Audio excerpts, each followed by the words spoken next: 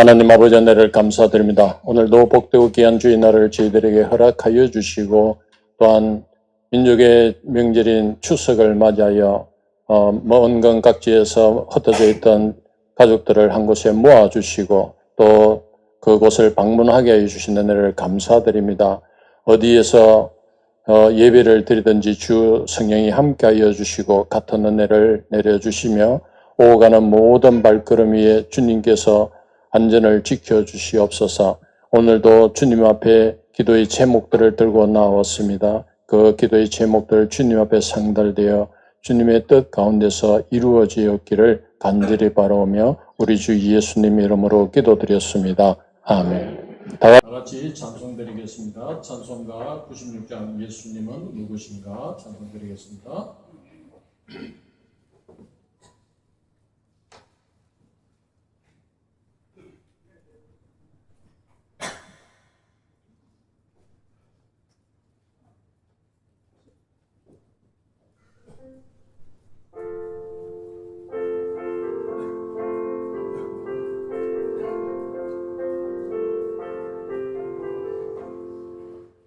예수님은 누구신가 우는 자의 위로와 없는 자의 풍성이며 전한 자의 높음과 잡힌 자의 노인되고 우리 기쁨 대신에 예수님은 약한 자의 강함과 눈먼 자의 빛이시며 병든 자의 고침과 죽은 자의 부활되고 우리 생명 대신에 예수님은 누구신가 주한 자의 정함과 죽을 자의 생명이며 죄인들의 중보와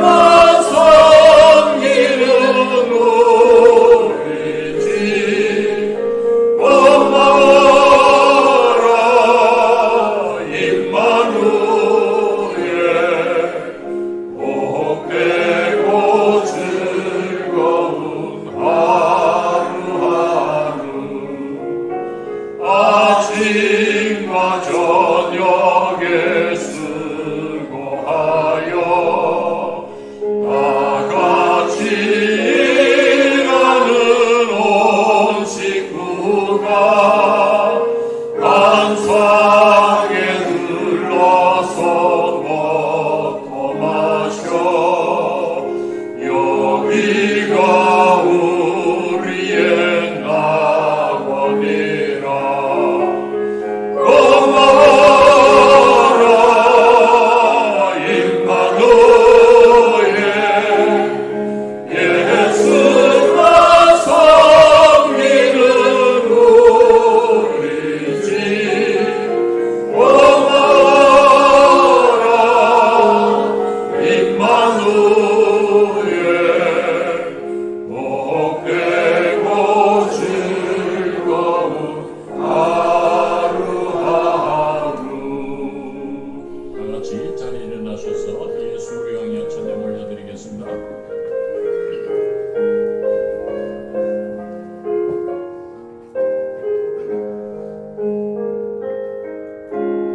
예수 우리 왕이여 이곳에 오셔서 우리가 함께 드리는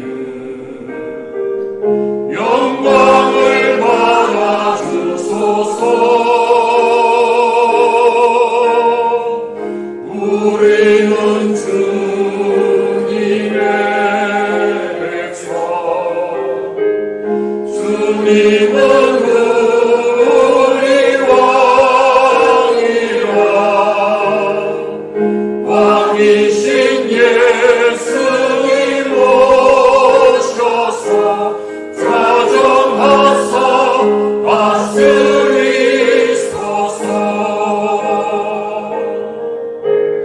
예수 우리 주시여 이곳에 오셔서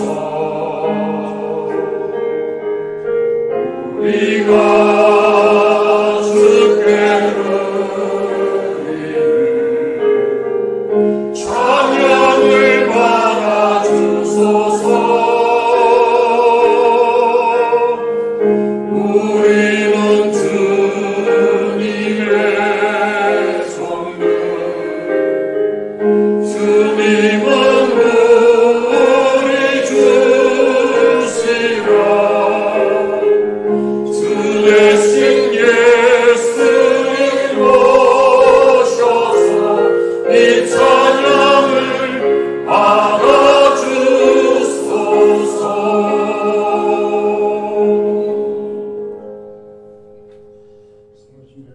신고를 하시겠습니다.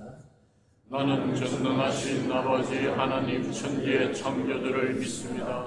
나는 그의 유일하신 아들 우리 주 예수 그리스도를 믿습니다.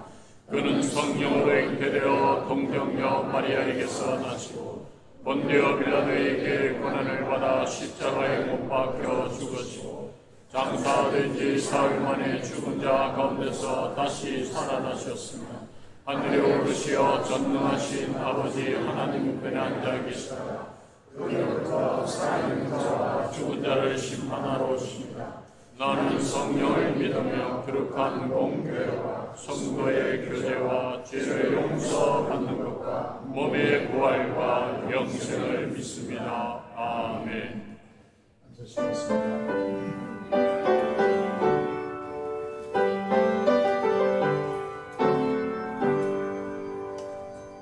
지난 일의 동안에 예수 인도했으니 주의 전에 모여서 감사 찬송합니다. 가장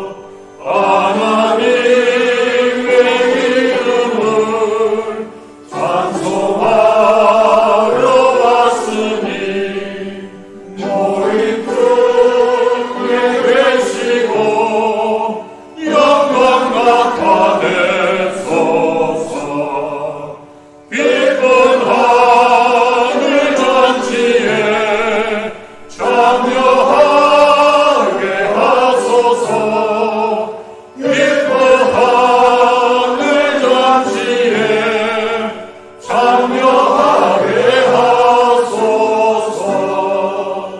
주의 기쁜 복음을 모두 듣게 하시고 주의 은혜 베풀어 위로하여 주소서.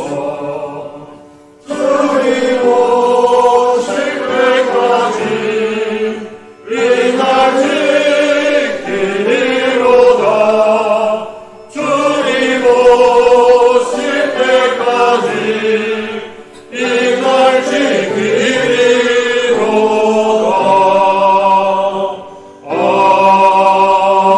아멘.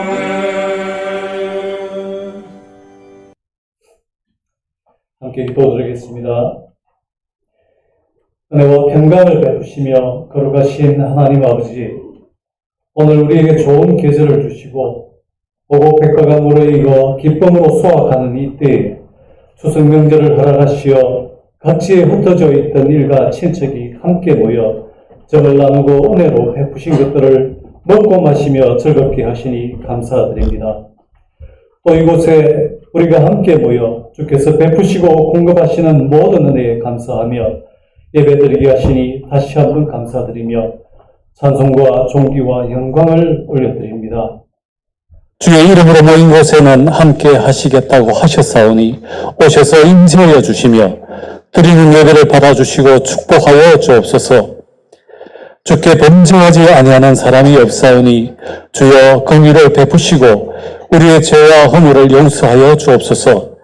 하나님, 주의 종들에게서 얼굴을 돌리지 마옵시고 하나님 받으시기에 합당한 예배자로 용납하여 주옵소서. 기도하는 주의 집으로 나오게 하옵시고 이것을 가로막고 있는 모든 것들을 제하여 주옵소서. 주께 나와 엎드려 간구하며 모든 것을 아뢰고 믿음으로 간구하는 자가 되게 하옵소서. 평안과 위로를 주옵시고 새 마음을 주옵소서. 명절을 맞아 하나님을 알지 못하는 세상은 우상 앞에 절하고 범죄합니다. 주님, 그들에게 주의 크신 이름과 능한 손과 표심팔을 알게 하시고 주의 이름을 알고 주님 앞에 경외함으로 예배하게 하옵소서. 그래서 온 나라와 민족이 하나님의 나라가 되고 백성 되게 하옵소서. 세우신 목사님 위에 성령 충만하심으로 함께하여 주시고 선포하시는 말씀을 통하여 교회된 모든 가정에 화평과 평강이 흘러가게 하옵소서. 주의 공급하심과 베푸신 은총에 감사하는 시간이 되도록 역사하여 주옵소서. 주의 사랑을 알게 하시려고 우리에게 가정을 허락하신 것과 그 가정이 행복하기를 원하시는 주의 사랑을 깨닫는 은혜의 시간이 되도록 역사하여 주옵소서. 여기에 모인 모든 예배자가 서로를 주님 안에서 교회된 가족으로 여기며 소중한 관계를 이루도록 도와 주옵소서. 성도를 예수 그리스도 안에서 완전하다고 믿는 믿음으로 바라볼 수 있는 믿음을 주옵소서. 우리의 필요를 따라 채워주시고 지켜주시는 은혜의 하나님, 우리가 항상 부족함이 없음을 감사하는 마음을 가지게 하시고 물질적인 풍요만이 아니라 영의 양식도 항상 풍성하도록 채워주시고 축복하여 주옵소서. 우리 교회에 베푸신 축복이 이웃과 사회와 모든 나라로 흘러가게 하시고 주님 나라 확장에 쓰임받는 믿음의 가정, 행복한 가정이 되도록 축복하여 주옵소서. 온갖 곡식이 무르익고 추수하는 이때에 필요를 따라 채워주시는 하나님의 은혜에 감사하며 교회된 우리는 영혼 구원을 위하여 다시 한번 다짐하고 결단하는 시간이 되게 하옵소서. 주께서 우리에게 주신 지경을 반드시 주께로 올려드리고 우리 교회를 통하여 주의 복음과 평강이 이웃과 지역사회와 모든 나라에게로 흘러가도록 우리를 사용하여 주옵소서. 육신이 연약하여 질병과 상처로 고통받는 종들의 아픔을 아시오니 이 시간 그 상처를 만져주시고 고쳐주시기를 간절히 원합니다. 그 연약한 곳을 치유하시어 건강을 회복시켜 주옵소서. 예배를 위하여 섬기는 이들을 축복하여 주시고 찬양대 위에 지혜와 능력을 더하시어 하나님 받으시기에 합당한 기도와 찬송이 되게 하옵소서. 복의 근원이 되시고 가정이 행복하기를 원하시는 예수님의 이름으로 감사하며 기도드립니다. 아멘.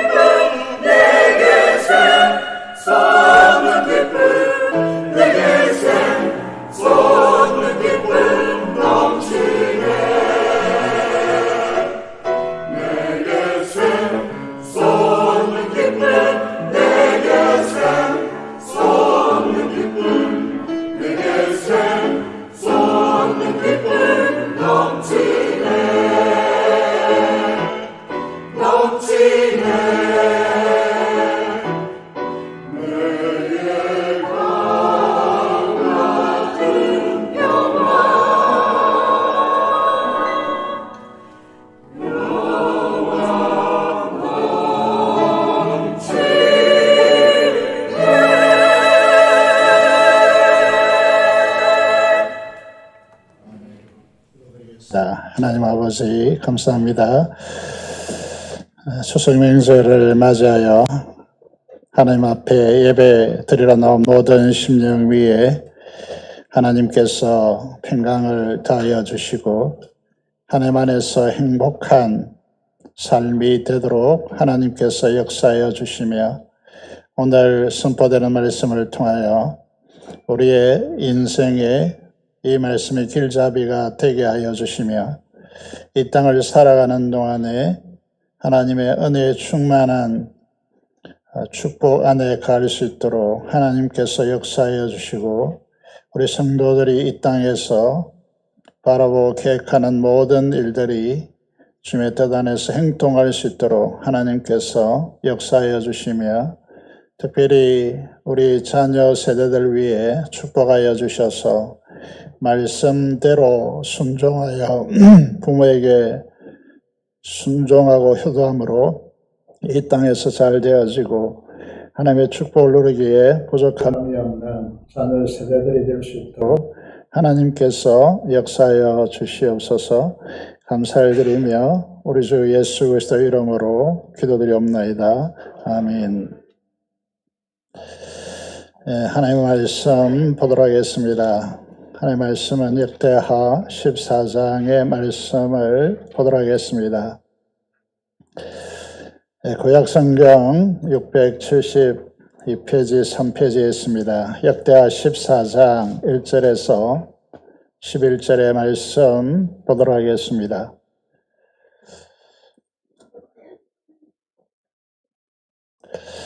자, 읽도록 하겠습니다. 아비야가 그의 조상들과 함께 누움에 다윗성에 장사되고 그의 아들 아사가 대신하여 왕이 되니 그 시대에 그 땅이 10년 동안 평안하니라. 아사가 그의 하나님 여호와 보시기에 선과 정의를 행하여 이방 제단과 산당을 없애고 수상을 깨뜨리며 아세라상을 찍고 유다 사람에게 명하여 그의 조상들의 하나님 여호와를 찾게 하며 그의 율법과 명령을 행하게 하고 또 유다 모든 성읍에서 산당과 태양상을 없애며 나라가 그 앞에서 평안함을 누리니라. 여호와께서 아사에게 평안을 주셨으므로 그 땅이 평안하여 여러 해 싸움이 없은지라. 그가 견고한 성읍들을 유다에 건축하니라. 아사가 일찍이 유다 사람에게 이르되 우리가 우리 하나님 여호와를 찾았으므로 이 땅이 아직 우리 앞에 있나니 우리가 이 성읍들을 건축하고 그 주위의 성곽과 망대와 문과 빗장을 만들자. 우리가 주를 찾았으므로 주께서 우리 사방에 평안을 주셨느니라 하고 이에 그들의 성읍을 형통하게 건축하였더라. 아사의 군대는 유다 중에서 큰 방패와 창을 잡은 자가 30만이요 베냐민 중에서 작은 방패를 잡으며 활을 당기는 자가 28만 명이라. 그들은 다 큰 용사였더라. 구스 사람 세라가 그들을 치려하여 군사 100만 명과 병거 300대를 거느리고 마레사에 이르매 아사가 마주 나가서 마레사의 스바다 골짜기에 전열을 갖추고 아사가 그의 하나님 여호와께 부르짖어 이르되 여호와여 힘이 강한 자와 약한 자 사이에는 주밖에 도와줄 이가 없사오니 우리 하나님 여호와여 우리를 도우소서. 우리가 주를 의지하며 주의 이름을 의탁하고 이 많은 무리를 치려 왔나이다. 여호와여 주는 우리 하나님시오니 원하건대 사람이 주를 이기지 못하게 하옵소서 하였더니. 여기까지 말씀을 봤습니다. 오늘은 추석 전날 주일입니다. 이 예배에 오늘 우리에게 주시는 말씀인 아사 왕의 개혁과 부흥을 통하여서 이 시대의 부흥을 갈망하고자 합니다. 유난히도 올해 추석은 연휴가 깁니다. 이런 때가 또 있었겠는가라고 싶습니다. 대체 공휴일까지 요즘 생겨서 적어도 일주일간 우리가 추석을 휴일로 보내게 되어졌습니다. 굉장히 여유가 있는 분들은 즐겁겠지만은 가난하고 홀로 사는 분들은 견디기 힘든 시간들임을 생각하고 긍휼의 마음을 잊지 않는 성도들이 되었으면 좋겠습니다. 여러분은 추석과 관련해서 어떤 잊지 못할 추억을 가지고 있는지 모르겠습니다. 다음 화면을 넘겨보시면요. 이제 제 어린 시절을 생각해 보면 추석이 다가오는 수업 시간에 선생님을 따라서 화면에 떠 있는 국어책을 열심히 읽고 있었습니다. 내용에 나타나는 대로 그때는 새옷과 새신을 명절에 받을 수 없었기에 추석이 너무나 기다려진 시대였죠. 60대 이상은 아마 잘 알 것으로 보입니다. 희미하지만 화면에 떠 있는 이 교과서는 몇 학년 책일까요? 70년대 초등학교를 다니는 분들은 알겠습니다만은 1학년 2학기 책입니다. 국어책이죠. 그 수업 시간에 교실 창문을 두드리는 소리가 났습니다. 다음 화면을 보시면요. 바라보니 우체부 아저씨가 왕방울 만한 대왕구슬을 저에게 주시는 것입니다. 그래서 이 아이들에게 대왕구슬을 가지는 것은 엄청난 자랑이고 부러움의 대상이었습니다. 지금도 우체부 아저씨가 이 큰 구슬을 왜 저에게 줬는지 알 수가 없습니다. 왜 그렇겠습니까? 아마 많은 아이들 중에 제가 착하게 보였지 않았느냐. 비웃듯이 웃는 분들이 계신데 제가 초등학교 들어가기 전에 6, 7살 때 시골 교회 학교 선생님들이 너는 착하니 커서 목사가 되어라 이렇게 말하곤 했습니다. 증명되었죠. 제가 착했다는 거. 추석에 왜 이 서론이 기느냐. 이제 저같이 도시에서 태어나서 자라나고 복잡한 도시 이 가운데 정하지 못하는 분들이 있을 것으로 보입니다. 황금빛 전력을 이제 바라보면서 장명복했던 그런 시절의 정서가 저희 나이 남성들에게 서려 있을 것으로 보입니다. 언젠가 제가 남상에 가서 봤는지 모르겠는데 독립영화 원앙소리 이 영화를 보면서 눈물 짓고 많은 공감하고 그랬던 제 시간들이 기억납니다. 오늘 추석 명절 기간이라 서론이 좀 길었지만은 우리 이 자리에 함께 온 우리 성도들과 반가운 인사를 하시면 좋겠습니다. 부모를 찾아오시고 출신 교회라서 오셔서 예배를 함께 드리고 있는 여러분들에게 깊이 감사를 드리고 또 교회 사명을 잊고 이 자리에 함께 참여하고 있는 성도 여러분들을 축복하며 진심으로 감사하고 환영하는 바입니다. 우리 이렇게 인사하면 좋겠습니다. 주님의 평강이 함께 하시기를 축복합니다. 앞뒤 좌우로 그렇게 인사하시면 좋겠습니다.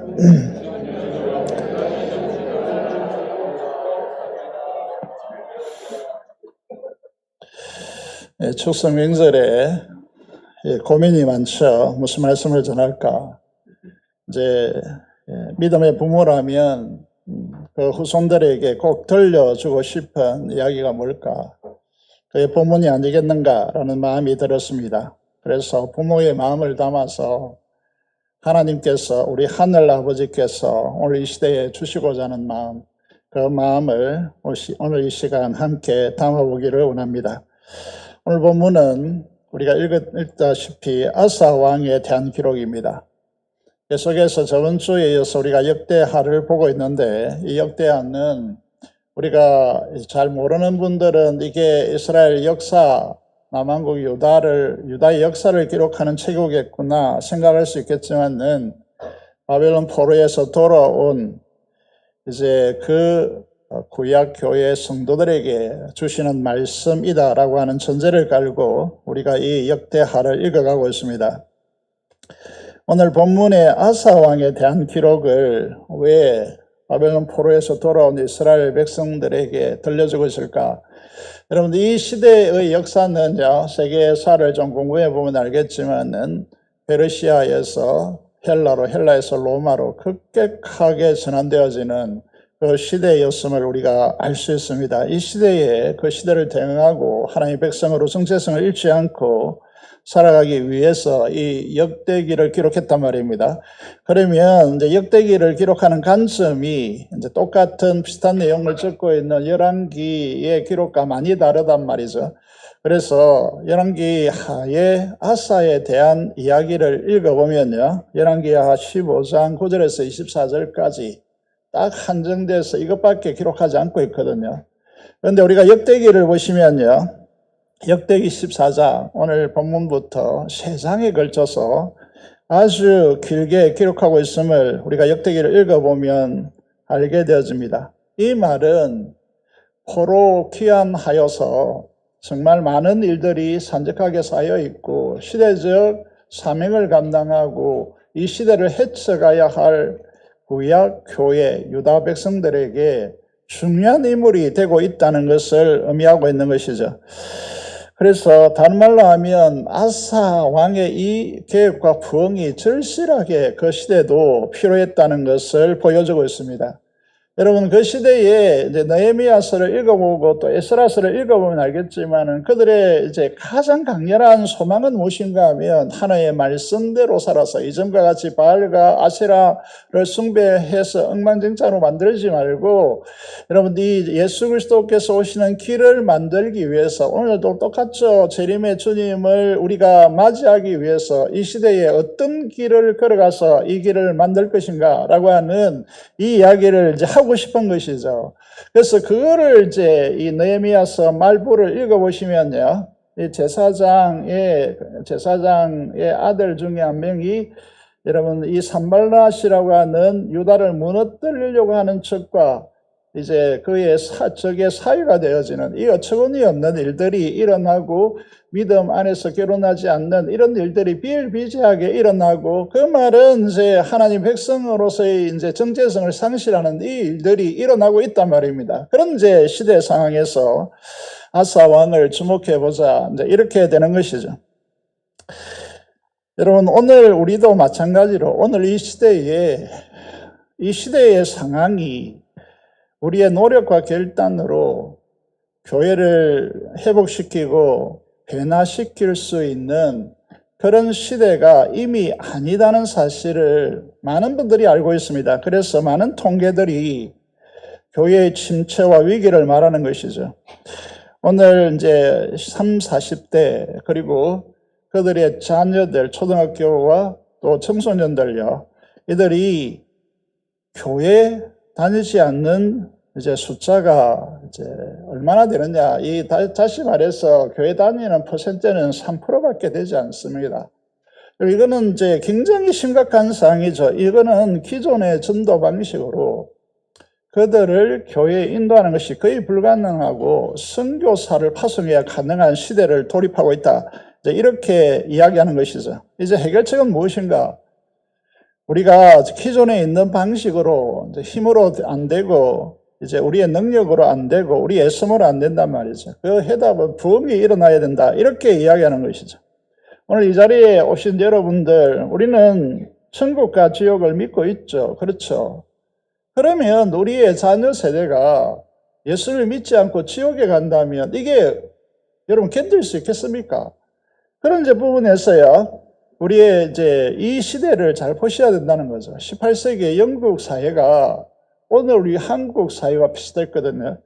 당시에 영국 교회 성도들은 완전히 형식적인 종교로 전락했습니다. 요즘도요, 우리 교단에서 영국에 파송된 선교사가 있는데 교회에 거의 다니지 않기 때문에 길거리에 나가서 찬양하고 전도하고 있습니다. 그러면 반응 없이 지나가 버리는 거죠.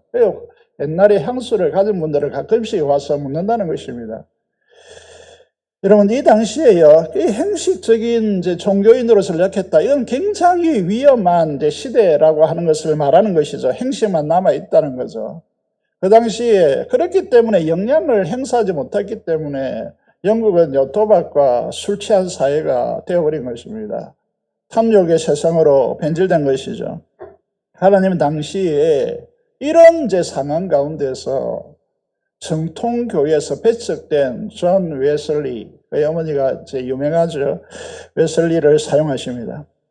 웨슬리는 미국의 신학자요, 부흥사인 조지 히필더죠. 히필더에게 상담을 합니다. 히필더가 어떻게 조언하는가 하면 거리로 나가라.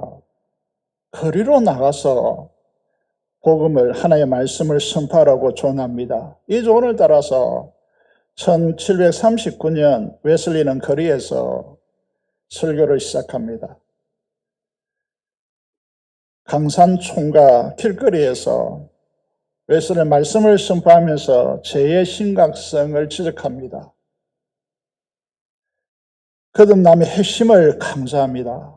여러분, 이 행식화된 종교, 행식화된 교회는요, 핵심이 강조되지 않거든요. 다시 말해서 회개하고 내가 거듭났다라고 하는 이 감정이 이제 사라진 것이죠. 한국 교회도 지금 비슷합니다.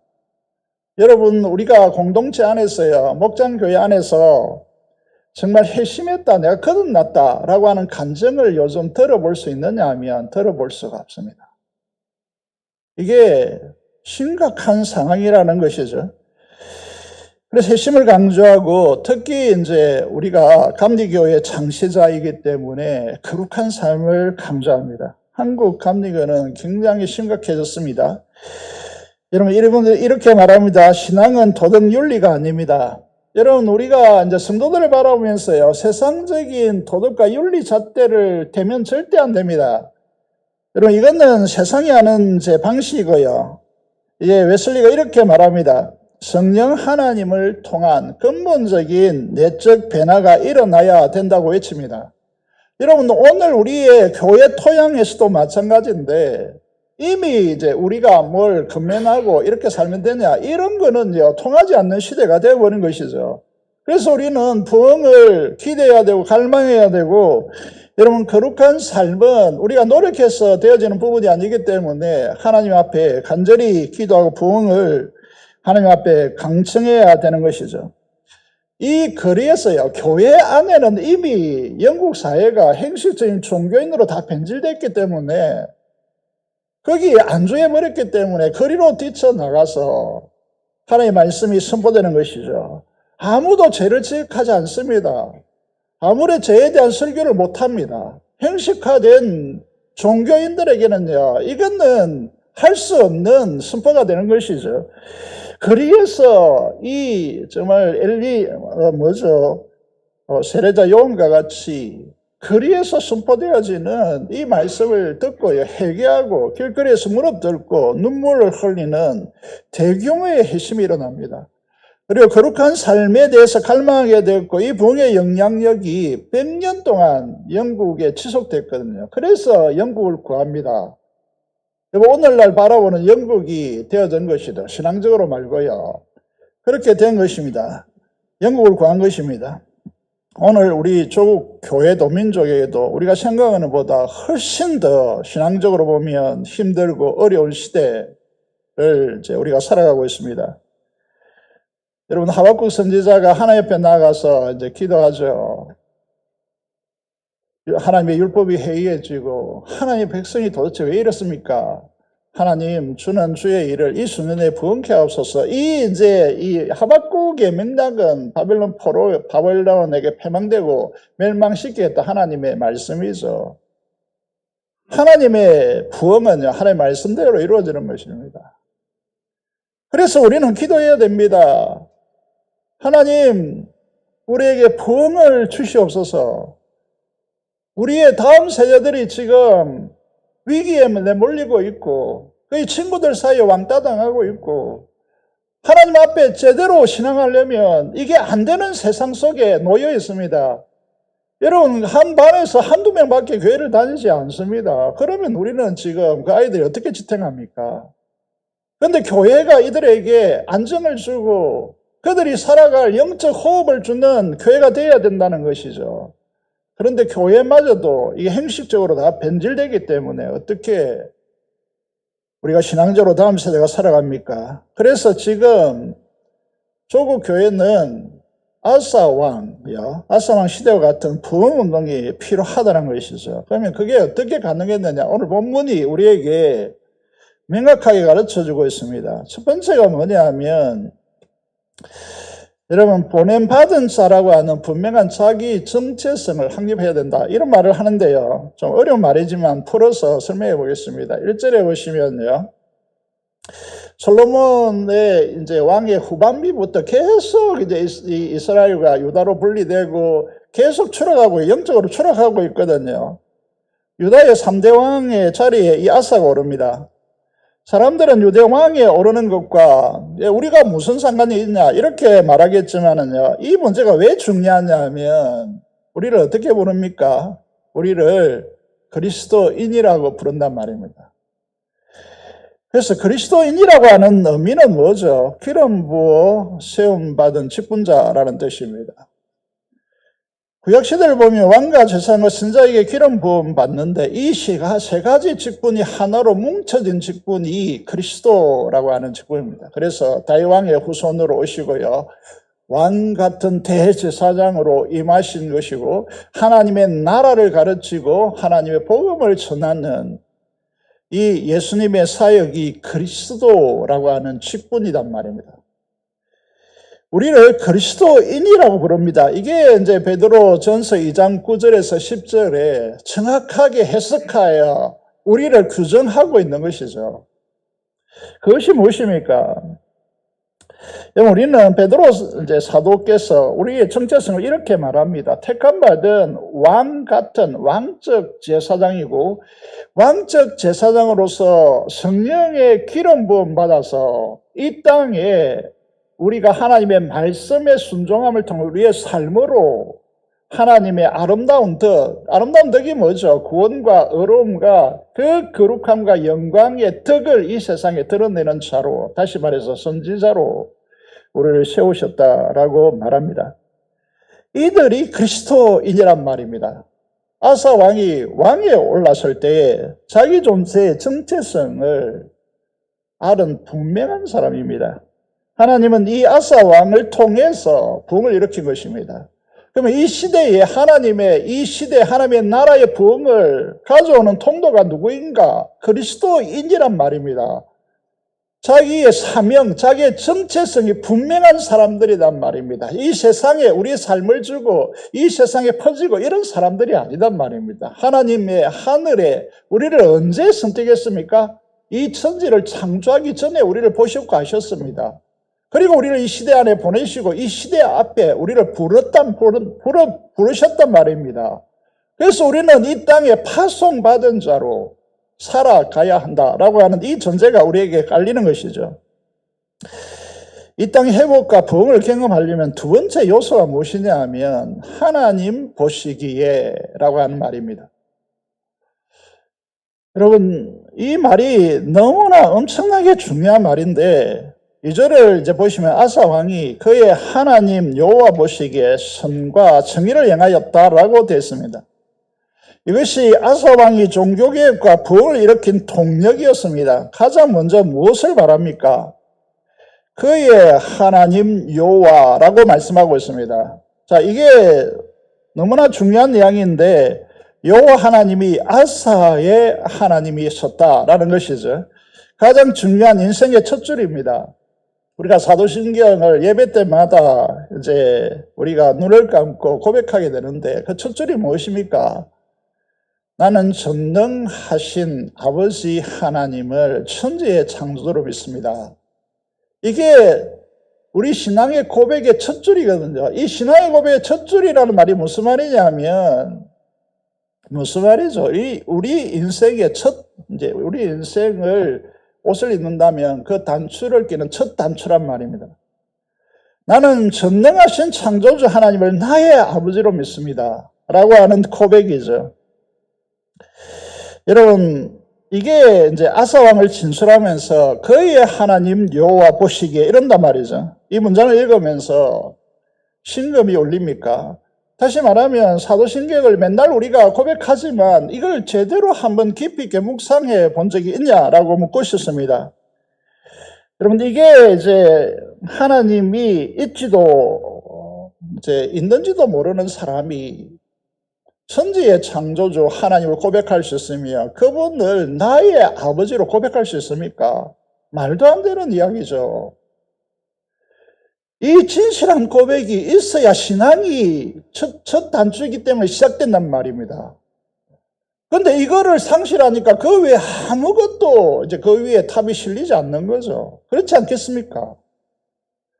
여러분, 이것을 이제 보시면요. 하나님을 나의 하나님, 아버지로 삼았다면 어떤 삶을 살아갈까요?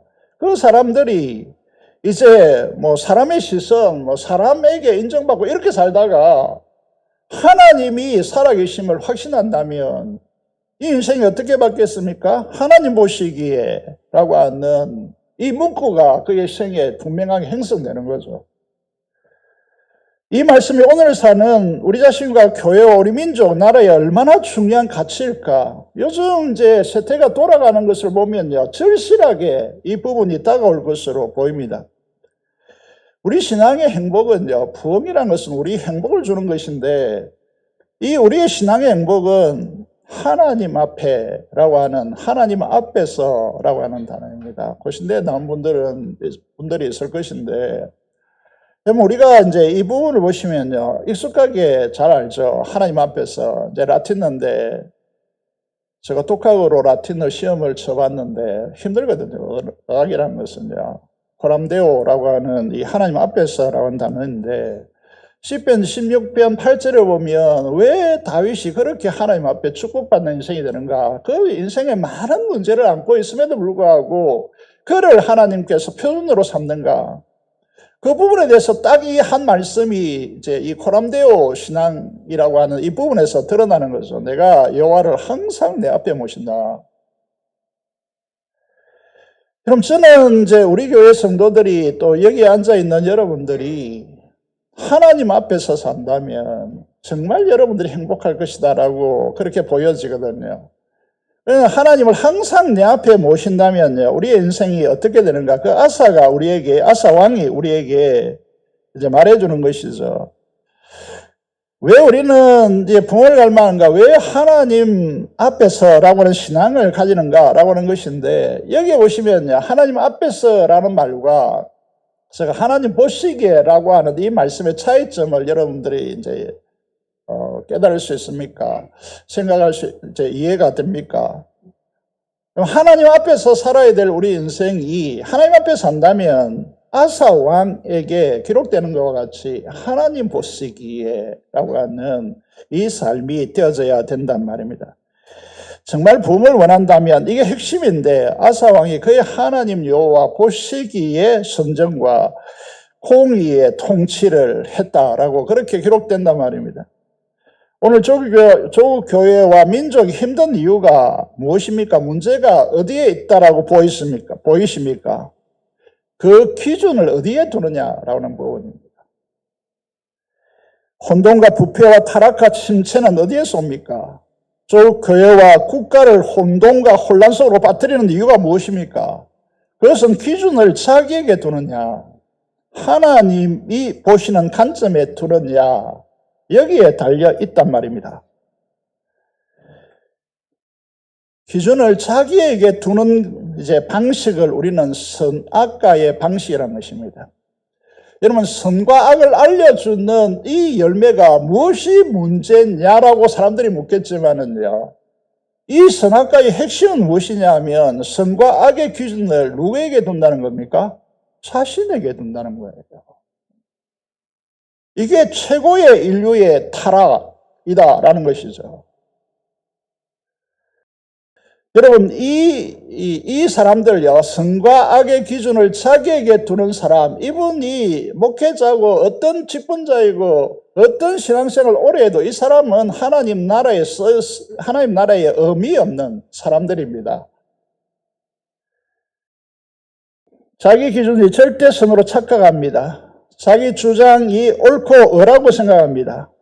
내가 선호하는 방식, 내 경과 지식으로 내가 주장하는 방식이 옳다는 진영 논리에 갇히는 것입니다.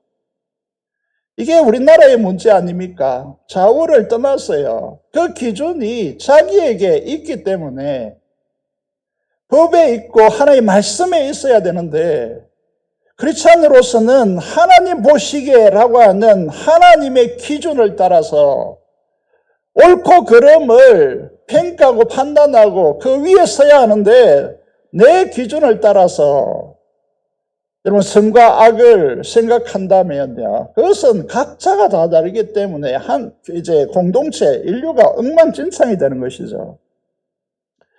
여러분 보시면 알겠지만은 오늘 본문에서 아사가 어떻게 합니까? 하나님 여호와 보시기에 그분의 하나님의 관점을 따라서 하나님의 뜻을 쫓아서 선정을 베풀고 공의를 했기 때문에 이 나라가 어떻게 되는 것이죠? 안정되고 평화가 지속되고 그렇게 되는 것이 아니겠습니까? 그래서 국가가 부흥하는 것입니다. 평안하고 형통하게 되는 것입니다. 사랑하는 여러분, 여러분의 인생을 어디에 기준점을 두고 사십니까? 자기를 선과 악의 기준으로 삼아 행동하는 사람들은 사탄의 밥입니다. 사탄의 노예가 되는 것입니다. 4절에 보시면요, 생명나무 원리가 무엇인지 우리에게 가르쳐주고 있습니다. 그 생명나무의 원리가 무엇입니까? 율법과 하나님의 율법과 명령을 따라 행하는 것입니다. 아사왕은 자기에게 부여된 권위를 따라서요, 유다 사람들에게, 유다 백성들에게 하나님의 기준인 하나님의 말씀을 따라 살라라고 명령합니다. 그래서 이 명령이 국가적 종교 개혁을, 대대적인 개혁을 일으키는 것이죠. 이게 권위의 중요성입니다. 사도 바울도 이 부분을 굉장히 로마서 13장에서 강조해 놓았죠. 하나님께서 세우신 권위 매우 중요합니다. 아사왕 명령을 따라서 백성들이 순종할 때 그 나라에 평안이 찾아오는 것입니다. 이게 하나님 나라의 통치 원리죠. 아사는 이렇게 말합니다. 너희 믿음의 조상을 따라. 이 말이 무슨 말이죠? 아브라함과 맺은 햇불 언약을 기억하라는 것입니다. 여러분, 노아와 맺은, 여러분, 이게 이제 무지개 언약을 기억하라는 것이죠. 다윗 언약을 기억하라는 것입니다. 여러분, 이 언약을 따라서, 말씀을 따라서 행해야 된다라고 강조하고 있습니다. 하나님의 말씀을 오늘날 이 시대가 어떻게 여기느냐? 굉장히 중요한 이야기죠. 하나님을 경외한다, 하나님의 영광이다 라고 하는 단어는요, 무겁다라고 하는 단어입니다. 무겁다. 이 말이 무슨 말이냐면 그분을 존중함으로 그분의 말씀들을 무겁게 받아들이는 것이죠. 여러분, 부모에게 순종하라 이렇게 할 때에 부모의 말을 엄중하고 무겁게 받아들인다는 뜻이거든요. 부모의 말을 무시하고 틱틱거리고 이렇게 하는 사람이 어떻게 이 땅에서 행복해질 수가 있습니까? 없습니다. 권위단 말이죠. 권위. 3절 5절의 말씀을 보시면요, 하나님을 찾고 하나님의 말씀에 순종한다는 것을 무엇을 의미한다고 되어 있습니까? 그것은 우리 삶에서 우상을 제거하는 것을 의미합니다. 여러분, 오늘날 우리 시대의 우상은 여러분 주변에 깔려 있는데요, 그 우상이 무엇입니까? 돈을 신격화하는 만몬주의란 말이죠. 하나님이 없어도 되는데, 이렇게 질문하면 정확합니다. 하나님이 없어도 되는데 돈이 없으면 못 산다. 이거는요, 만몬주의거든요. 수많은 선지자들 마지막 유다 패망 직전에 집중해서 하나님께서 선지자를 보냅니다. 바알과 아세라, 태양신, 송아지 우사, 이건 다 자기 욕망을 채우고자 이 신격화한 거거든요. 그래서 이 한마디로 추기하면 만몬입니다. 그것을 떠나서 하나님을 경외하고 그 말씀에 순종하라고 수없이 외칩니다. 마지막 이제 유다 패망 직전에 마지막 선지자가 누굽니까? 에레미야잖아요. 에레미야는 어떻게 했습니까? 그 유다 백성들에게 잡히고 매맞고요. 결과적으로 이 마지막 세대의 선지자는 토부룩해 죽으면서까지 눈물로 호소했습니다. 그래서 에레미야를 어떻게 부릅니까? 눈물의 선지자라고 부른 거 아니겠습니까? 그런데도 듣지 않습니다. 하나님의 말씀 계명은 무엇입니까? 이 그림을 보여드렸듯이 성경이 말하는 핵심은 무엇이냐라고 묻는다면요, 좀 여러분에게 어렵게 느껴지겠지만은 생명나무이신 예수 그리스도로 연합하여서 그분으로 살라는 것입니다. 이 길이 하나님의 영광의 길이라고 그렇게 가르칩니다. 여러분, 이게 궁극적으로 말하는 것이 무엇입니까? 자신의 기준으로 살지 말라는 것입니다. 여러분의 기준은 무엇인가 하면 학교에서 진화론적으로 다 학습합니다. 그래서 우리는 하나님의 말씀을 따라서, 여러분, 하나님의 말씀입니다. 하나님께서 우리를 하나님의 형상으로 창조했고 하나님의 영광에 이르도록 하나님의 말씀을 주셨단 말입니다. 그런데 우리는 세상에서 뭘 배웁니까? 탐욕을 충족시키는 진화론을 배운단 말입니다. 우리는 어디에 기준을 삼고 살아가야 합니까? 여러분, 자기 기준입니까? 아니면 하나님의 말씀의 기준입니까? 그 말씀은 무엇을 말합니까? 생명나무가 대표적으로 설명하는 건데, 예수 그리스도와 재발 연합하여서 그분 안에 거하고 그의 말씀이 우리 안에 거하는 방식으로 살라. 이게 생명나무의 핵심이란 말입니다. 부흥이란 무엇입니까? 하나님의 말씀으로 돌아가는 것입니다. 자, 여러분, 큐티책을 잡으십시오. 하나님의 말씀을 지십시오. 이게 부흥의 길로 나아가는 길입니다. 화장실에 있을 때, 여러분, 화장대 위에 하나님의 말씀을 올려놓으십시오. 화장하면서 말씀을 묵상하십시오. 내 얼굴이 어떻네 저떻네 하지 않고 하나님의 말씀을 보란 말입니다. 묵상하란 말입니다. 여러분, 얼굴을 화장하면서 하나님께서 이렇게 기막히게 창조해 주셨음에 감사를 드립니다.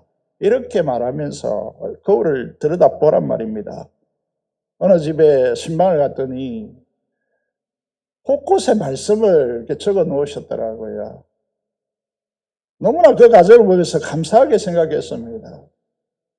제가 말씀드렸지만은요, 집무실 안에 기도실을 만들어 놓았더라고요. 너무나 가슴이 따뜻해졌습니다. 여러분, 오늘 이렇게 부모를 찾아오신 분들을 얼굴을 보면요, 굉장히 가슴이 이제 따뜻해지는 것이지 않겠습니까? 저 여러분에게 말씀드립니다.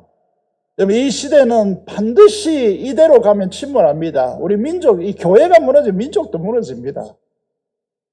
하나님 앞에 여러분, 부흥이란 무엇인가 말씀으로 돌아가는 것입니다. 다시 말하면 선악과로 살지 말고 생명나무 예수 그리스도로 살라. 예수 그리스도와 연합하여 그분의 말씀이 내 안에 거하는 내 삶의 이제 안내자가 되는, 내 발의 등이요 내 길에 빛이 되는 이 삶으로 돌아가자라는 것이죠. 마지막으로 살펴볼 것은 이제 부흥의 결과가 무엇이냐라는 것이죠.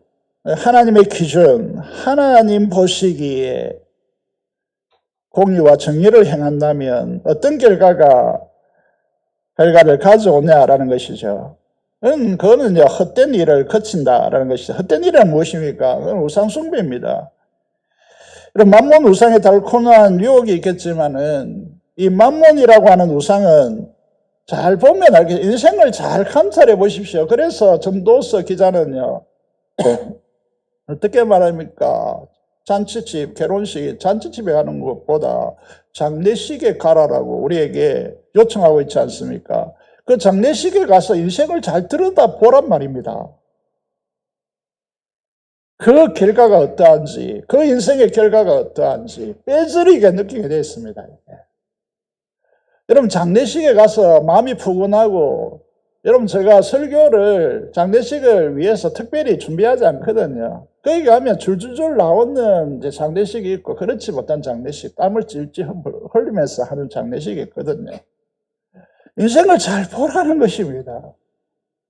여러분, 만몬 그게 뭐라고? 아무것도 아닙니다. 인생 끝부분에 가시면요. 여러분, 이게 마몬이라는 우상을 추구하면 사람을 잃고, 여러분, 말년에 비참함에 떨어집니다. 여러분, 아사 왕의 계획이 무엇입니까? 철저히 이 마몬의 우상을 제거합니다. 철저히 부숴냅니다. 그리고 하나님을 찾고 구하고 하나님 보시의 기준을 따라, 하나님의 보시는 기준을 따라 말씀의 순종을 요구하고 있습니다. 그 결과가 무엇입니까? 말씀대로 5절을 보십시오. 5절을 보시면요, 나라가 그 앞에서 평안해집니다. 6절을 보시면요, 아사 왕이 평안을 주셨으므로 그 땅이 평안했다라고 되어 있습니다. 그런데 인생의 평안과 평탄한 길만 걸으면 얼마나 좋겠습니까? 위기가 옵니다. 여러분, 인생은 이 위기를 어떻게 극복하느냐에 달려 있습니다. 좋을 때는 다 좋죠. 언제나 좋을 수가 없습니다. 인생이라는 것이. 그래서요, 화가들이 그림을 기를 때에 반드시 길을 직선으로 긋지 않습니다. 반드시 굴곡을 이제 하고, 이게 이런 그림이 고가로 팔리는 것이고요. 분재도 마찬가지입니다. 누가 꽃게서 나무를 삽니까? 아니죠. 꺾이고 막 이렇게 하는 분재를 사는 것이죠.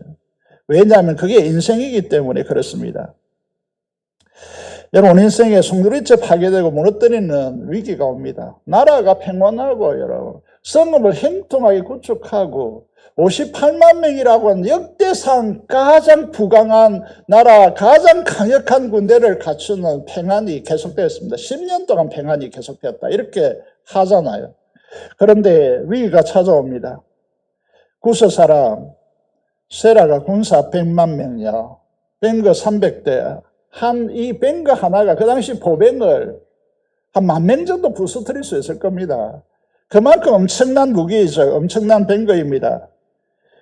16장 8절에 보면요, 이 구스라고 하는 사람 세라가 진범에 오는데 100만 명입니다. 한 나라에서 100만 명을 구축할 수가 없죠. 그래서 옆에 나라를 이제 동원하여서 100만 명을 구축하고, 여러분, 뱅거 이제 300대를 몰고 이제 이 진범에 오는 것이죠. 16장 8절에 보면요, 세라가 구스뿐만 아니라 룹이라고 하는 민족과 연합하여 100만 명을 구축하여서 모집하여서요 침공해 왔다라고 되어 있습니다. 여러분, 구스는 오늘날 어디죠? 북아프리카 에티오피아고요. 룹이라고 하는 것은 이제 오늘날 아프리카 동북 쪽에 위치한 리비아입니다. 여러분, 이 두 나라가 연합하여서 유다 조그마한 나라를 친 것입니다. 여러분 인생도 가정도 생업터전도 교회도 마찬가지죠. 안전과 행통과 견고함을 무너뜨릴 만한 큰 파도가 인생에 몰아닥칩니다. 문제는 무엇이냐면 그것을 극복할 수 있는 능력이죠. 문제가 없을 수가 없습니다.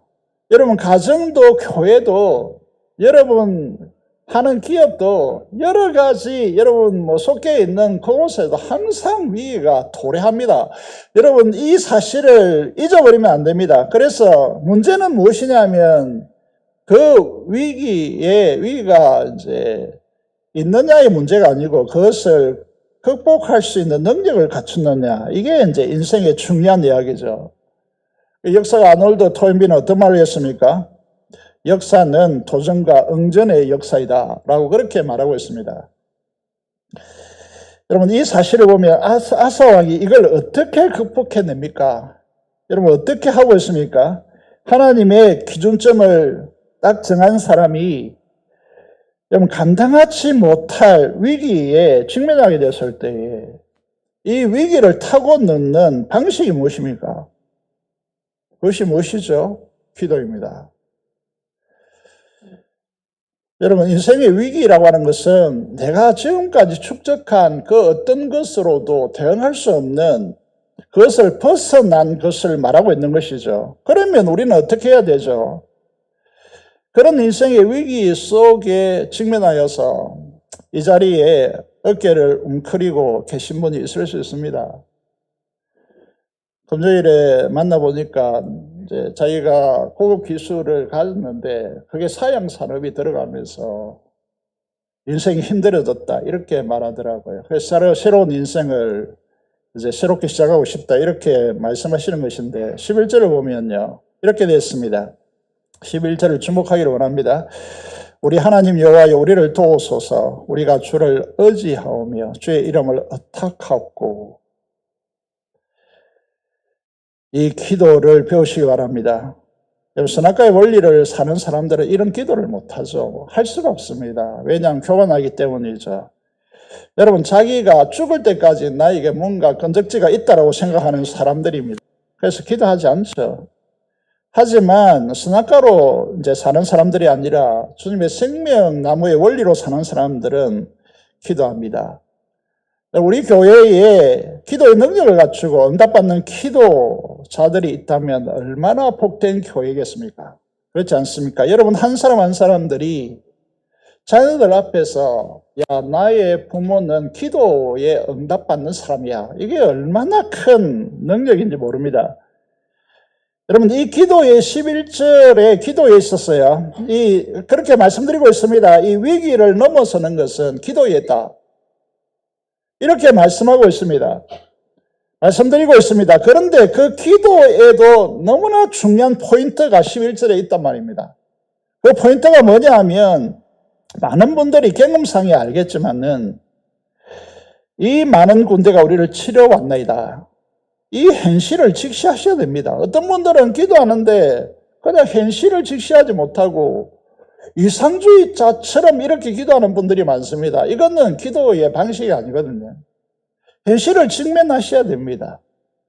여러분 58만의 군대를 가지고 100만의 군대가 어떻게 싸웁니까? 거기 이제 앞에는 뱅거가 있는 백만 진치고 뒤에는요 이게 이제 숨긴 백성들이 이제 있습니다. 그래 앞뒤로 이제 공격하니까 이건 당할 수가 없는 것이죠.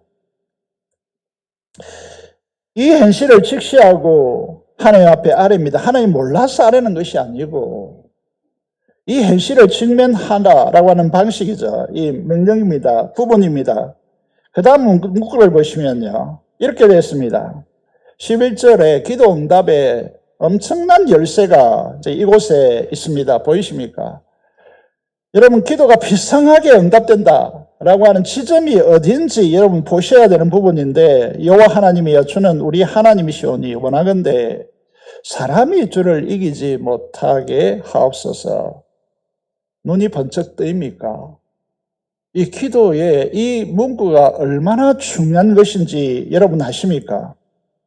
이 기도는 주기도문의 첫 문장에 있는데 주기도문 아시죠? 주의 이름이 거룩히 여김을 받으시오며 라고 하는 첫 번째 기도 제목 문구입니다. 여러분 이것과 이 부분을 비교해 보시면요. 주의 이름의 영광을 위한 기도라고 명명합니다. 아사히 기도를 보십시오. 사람의 수와 도무지 맞설 수 없는 첨단, 그 당시로는 첨단 무기로 하나님의 언약 백성들을 짓밟고 이 유다의 자산이 얼마나 되는지 몰라도 왜 우리를 치러 왔는지 잘 모르겠습니다. 하지만은 하나님이 약속하신 대로 전쟁은 수에 있는 것이 아니고 하나님께 속한 것이니 하나님께서 언약하신 대로 하나님의 살아계심이 이 땅에 드러나도록 이 전쟁을 통해 증명해 주십시오 라고 하는 기도를 드리는 것이죠. 이 인간들의 수와 무기를 통하여서 하나님의 백성을 짓밟을 수 있다라고 하는 착각을 완전히 무너뜨리시고 하늘의 하나님이 살아계심을 증거해 달라고 제가 이제 이 원고를 썼다가 지웠는데 이 굉장히 당돌한 속된 표도 당돌한 기도거든요. 제가 계속해서 말씀드린 것 같이 우리 교회 성도들이 기도에 응답받는 성도들이 되기를 원하는데 그거는 약속에 근거해서 주장하라는 말입니다. 하나님은 절대 하나님의 이름의 그 명예로운 이름을 추락시키지 않습니다. 시간이 갔지만 제가 비예보에 대해서 예민하고 또 하나님께 기도하면 즉각적으로 응답받는다라고 제가 확신하고 있는데 그 이유가 뭐냐 하면 장례식 때 이렇게 동네분이 이야기했습니다. 만약에 비가 오면 전에도 말씀드린 것 같이 하나님이 살아계시지 않는다. 여러분 이거는 하나님의 이름에 명예가 걸린 거거든요. 그러면 하나님께 기도합니다. 하나님의 살아계시지 않는다고 하는데 하나님께 사셔야 되지 않습니까? 당돌하게 보이지만요. 하나님은 그 이름의 명예를 거룩을 거십니다. 하나님 철저히 살아계심을 드러낸다는 것이죠. 정리해 보겠습니다. 추석 명절에 이 자리에 오신 여러분의 삶은 이 세상 나그네 길을 가는 순례자 본향을 향하는 찬양대로 여러분 우리의 인생은 너무나 짧고 영혼에 비교해 보면 한 점에 불과합니다. 그 안개와 같이 피었다가 사라지는 안개와 같은 인생이거든요. 그래서 이 표현을 인생의 거친 들에서 우리가 사는 인생은 거친 들이죠. 그래서 하룻밤 지나는 하룻밤 머물고 지나가는 인생길이란 말이죠. 천국의 순례자 본향을 향하네. 물론 뭔가 찬란할 것 같고 뭔가 대단할 것 같고 안 그렇습니다. 인생은 잠시 스쳐간단 말입니다. 어둠의 영이 사람들의 마음에 만문과 욕망을 부추겨서 그리스도인의 삶을 파괴하려고 하는 시대입니다. 여러분, 말세지말입니다. 끝지점이란 말입니다. 그래서 세계의 현상을 보시면요, 이 본향을 향하는 마음을 잃어버리고 이 세상에 모든 걸 걸도록 하는 세상이란 말입니다. 이 시대 가운데 우리는 맞서야 됩니다. 부흥이 절실하게 필요한 시대죠. 말씀드린 대로 유년부, 청소년부, 사역자들에게, 교사들에게 물어보시면 심각합니다. 3% 안 된다고 말씀드렸습니다. 이 말은 그의 부모 세대, 30대, 40대가 신앙을 잃었다는 말이죠. 심각하죠. 그래서 오늘 시대 하늘 아버지의 마음, 그것이 오늘 아사왕을 통하여 우리의 신금을 울리도록 호소합니다. 그 부흥의 길은 어디 있다고 했습니까? 첫째로 뭐라고 했습니까? 그 기준점을 분명히 하라라는 것이죠. 여러분의 기준점이냐? 선악과를 따라 사는 자신에게 성과하게 기준점을 놓으면 안 됩니다. 하나님 보시기에 반드시 회복하고 우리 삶의 기준점을 삼아야 될 부분이다라는 것이죠. 그래서 그게 뭐냐라고 묻는다면 하나님의 말씀입니다. 생명 남으신 예수 그리스도 연합하여 예수 그리스도와 사는 인생임을 분명히 하시기 바랍니다. 선악과를 따라서 사는 우상 숭배자들, 탐욕에 물든 그런 자기 자신을 기준점으로 삼는 인생을 버리고 내려놓으십시오. 둘째는 뭐라고 했습니까? 기도입니다. 기도 중에서 오늘 여러분에게 말씀드리고 있는 것은 뭐라고 했습니까? 하나님의 이름의 영광을 구하는 기도를 드리라 라는 것입니다. 이 나의 기도 제목들에 첫 번째는 약속을 하나하나 점검해라. 하나님의 성경의 약속을 점검해라 그랬습니다. 오늘은 여러분에게 기도에 대한 이 아사 왕의 기도문을 우리가 살펴보면서요, 여러분에게 부탁드리고 있는 것은, 여러분 기도 응답은 교회로 봐서는 너무너무 중요한 것이죠. 여러분 기도가 우리 교인들 아무에게도 기도 응답이 되지 않는다. 그 교회는 존재할 이유를 잃은 것입니다. 여러분 기도가 세밀하게 응답되어진다라고 이제 기도 응답의 사람들이 되기를 원하는데, 오늘 아침에도 장로님과 대화를 나누면서 한 분을 위해서 중보기도팀이 기도했는데 그 기도가 응답되어서 그 기도를 부탁한 분이 이렇게 고백했다라고 하더라고요. 기도의 능력은 정말 대단하구나. 대단합니다. 이렇게 기도했다고 하더라고요. 이런 고백들이 우리 교회에 가득해야 됩니다. 그 중에서요, 가장 중요한 부분이 무엇이냐 하면 주기도문의 첫 번째 문구이죠. 하나님의 이름이 거룩히 여김을 받으시오며, 하나님의 전능하신 창조주 하나님이신데 만 개의 군대를, 100만이 아니고 만 개, 여러분 한 부대의 구성원이 우리나라 체제 보면 400명인데 그 400명의 부대 체계를 여러분 만 개나 가지고 있는, 다시 말하면 대제사장이 10,000명입니다. 하나님 앞에 누가 대적하겠습니까?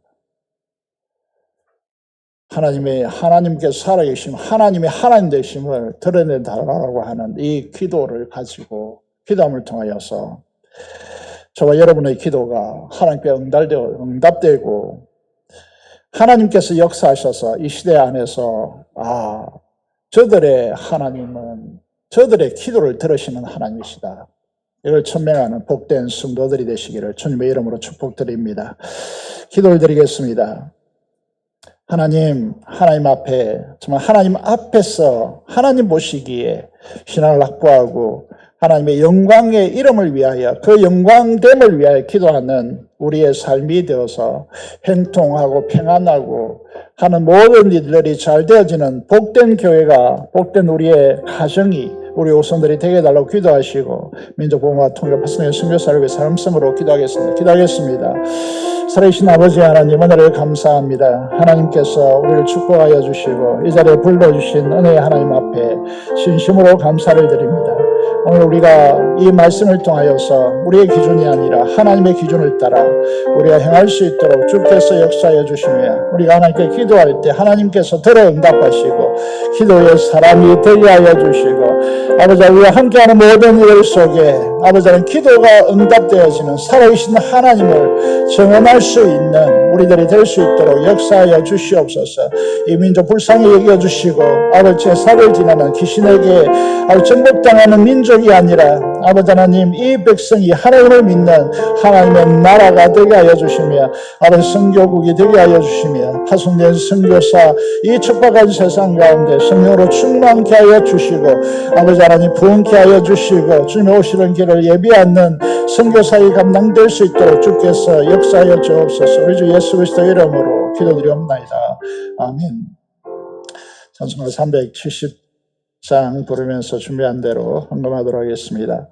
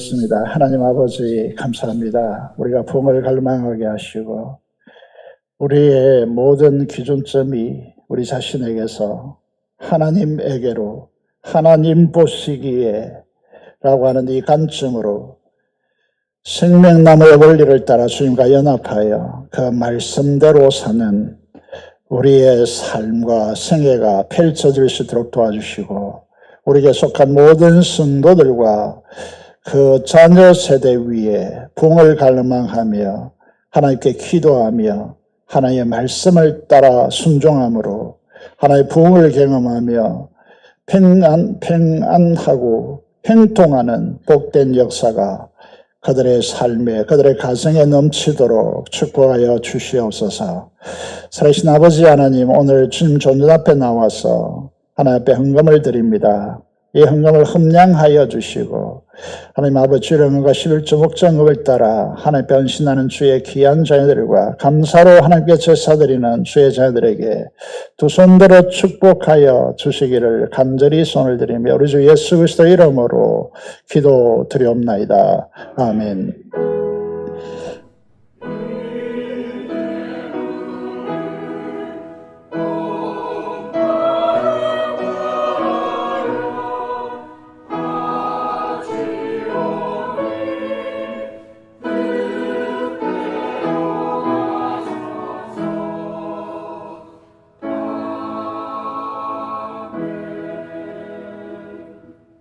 교회 소식은 주보를 통해서 확인해 주시기 바라고 7월 위해서도 기도해 주시기를 바라겠습니다.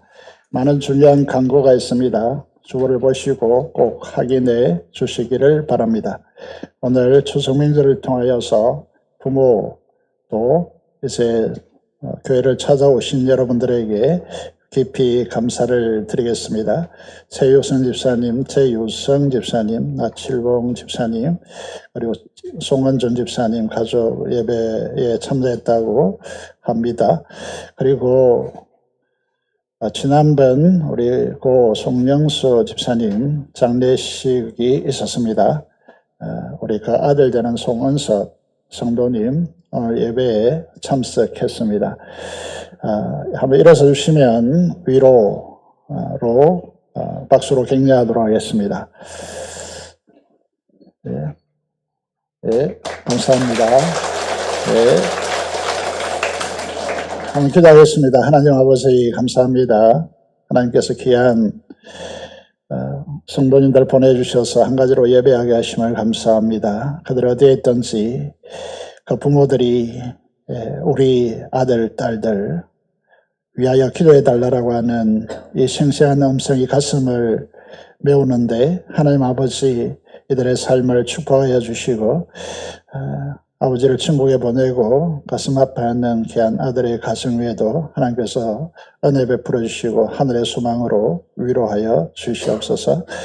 우리 모든 성도들이 이번 추석 연휴에 행복한 가정이 될 수 있도록 도와주옵소서. 우리 주 예수 그리스도 이름으로 기도드리옵나이다. 아멘. 일어나셔서 찬송가 5장 찬송드리겠습니다.